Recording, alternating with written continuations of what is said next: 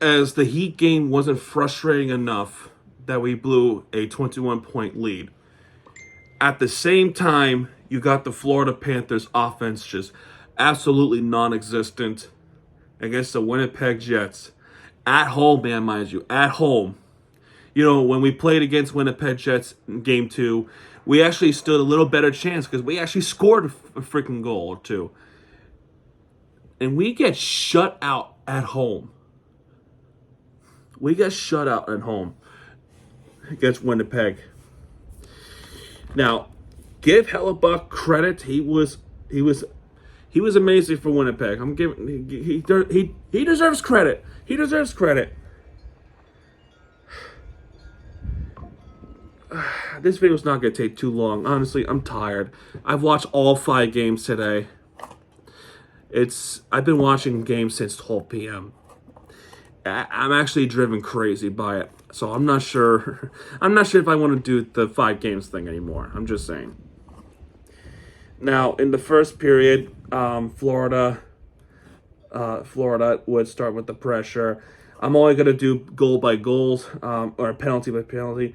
So Nick Cousins gets called for a interference. That penalty would be killed off because their penalty kill is still very good, you know, despite what happened. Barkov is back, so welcome back, Alexander Barkov. His knee injury was a day-to-day thing, and thankfully it wasn't very long. So then we skip ahead towards the end of the first period. It's assisted by Dylan Sandberg and Mason Appleton. It's Nino's nice Knight Rider who puts it into the back of the net. It was a tip-in. It was a good tip-in. What can I say about this? Then a little bit after that, Bobrovsky gets called for a trip against Adam Lowry. Nick Cousins served the penalty. That penalty would be killed off towards the beginning of the second period. And things get really feisty in the second period. It's been a frustrating week for the Florida Panthers. Let's just say the least. Now we come off against the win against Edmonton, right? And then we lose to the Boston Bruins. And you know what's frustrating is Boston is arguably a way better team, and we stood a better chance against them than we did against Winnipeg. That's embarrassing. That is embarrassing. So Bobrovsky is making saves by Kyle Connor, Sandberg, DeMello, Knight Rider. Dylan DeMello gets called for a trip at Rodriguez. And spoiler alert, power play was non-existent. They did have a shot a minute and a half in. And then there was a fight. Nick Cousins gets called for interference against Mark Scheifele, and Mark Scheifele gets called for unsportsmanlike contact against Nick Cousins. That would be a 4-on-4, and that would stop right there. Then a little bit after that, another fight happens. This time it's Sandberg going up against Tkachuk, and Tkachuk cross-checking Sandberg. That would end the second period right there with a 4-on-4, I believe, as far as I remember, because I've been more focused on a Heat game than much. But they both go to the penalty box. So it's been a frustrating second period. No one was able to score. Florida Panthers arguably had a better chance in the fourth quarter, and they still could not get it to the back of the net. A couple of power plays, and they still couldn't do it. Third period, this is where I feel like it's the most frustrating. We're going to skip ahead a little bit towards the half of the period. There were some scuffles there by Schmidt and Monty.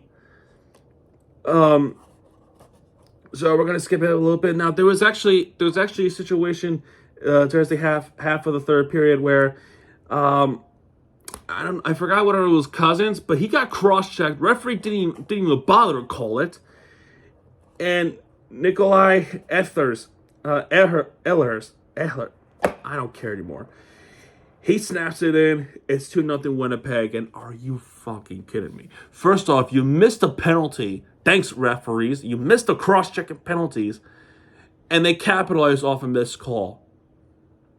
It's almost like you want them to win. Assisted by Cole Perfetti and Vladislav Namesnikov.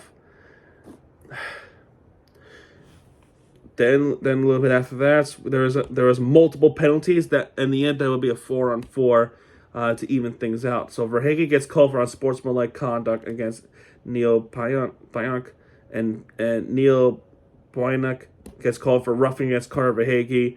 Brendan Dillon fighting against Reinhardt, and Reinhardt gets called for fighting against Brendan Dillon. But in the end, because the unsportsmanlike and the roughing, it's a 4-on-4 anyway. So we want no 3-on-3s or anything like that. Then Rodriguez tries to get one that was saved by Hellebuck. Wolfsring, but tries a backhand save by Hellebuck once more. And then there was a delay of game, a face-off violation with Vladislav Namesnikov. It became a 6-on-4. About this time, it would be empty net with 4 minutes left of the game. 6-on-4. It would be a 6-on-4. And Adam Lowry off Winnipeg. Even when there's more skaters for the Florida Panthers than Winnipeg, they still scored empty netter. And at that point, I'm like, you know what? I'm not gonna pay much attention anymore. We're gonna lose this game. So I did a heat recap instead during the rest of the third period, and I did. It sucked. You know why it sucked?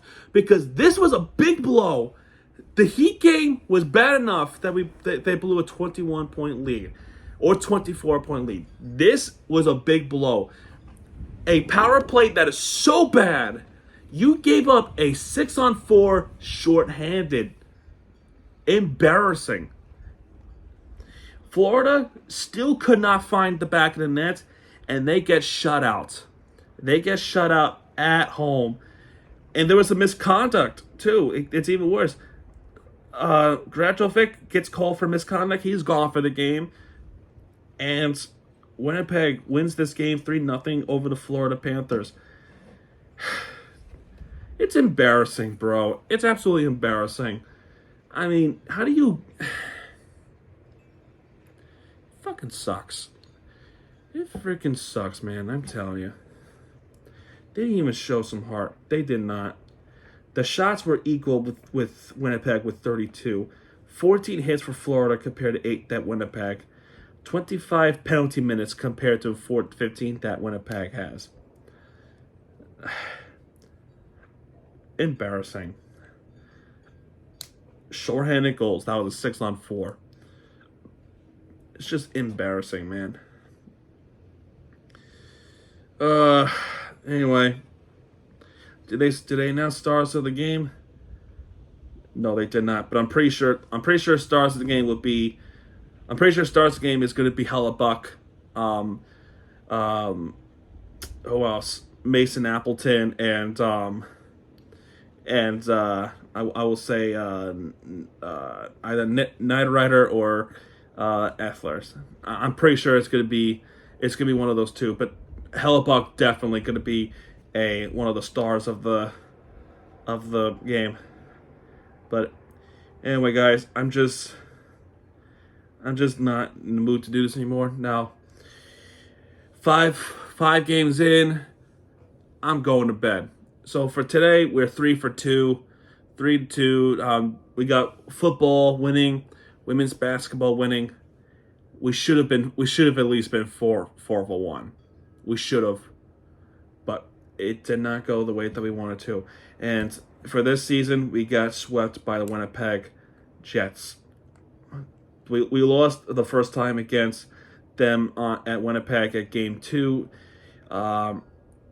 When was it? Did Hellebuck goaltend that game? I mean, yeah, he should. Yeah, he did. We lost that game 6-4. We had that comeback chance, and we still couldn't get it done. The offense was just non-existent. It sucked. The game itself was horrible. At that point, I'm just like, it's useless to even I don't know. The Lightning won the game too. Which is bad too, because now they tied us in the Atlantic Division. We're second, so not good news, especially now that Andre Vasquez is back. But we're getting off topic here. Their next game is going to be on Monday, going up to the Eastern Canada trip. We got Ottawa coming up on Monday. The day after is Toronto. And 2 days later is Montreal. And then we move to December where we play against one of the New York teams. It's the Islanders. So anyway, guys, that's going to do it for this video. I'm going to bed. I'm absolutely going to bed. I am tired. I've been watching sports all day. Not that I mind, because I love doing this. But games like this and games like the Heat game, it makes you question your sanity sometimes. You know what I mean? Anyway, guys, there you go. That's going to do it this video. Thank you guys for tuning in. If you are, great. If not, well, I'm pretty sure if you're browsing your way and you come across these videos, if you did, great. Hit that like button. Consider subscribing if you are a Miami sports fan, and let me know your thoughts. And yeah, so thankfully we got one game tomorrow, and hopefully this time the Heat will come around. Anyway, guys, that's going to do it once again. If you have enjoyed this video, hit the like button, subscribe for content, because Miami TVG is back. And when he does, he'll be right there with you. Fears him and you deserve. This is Miami TVG. Signing up, folks. Good night, everybody.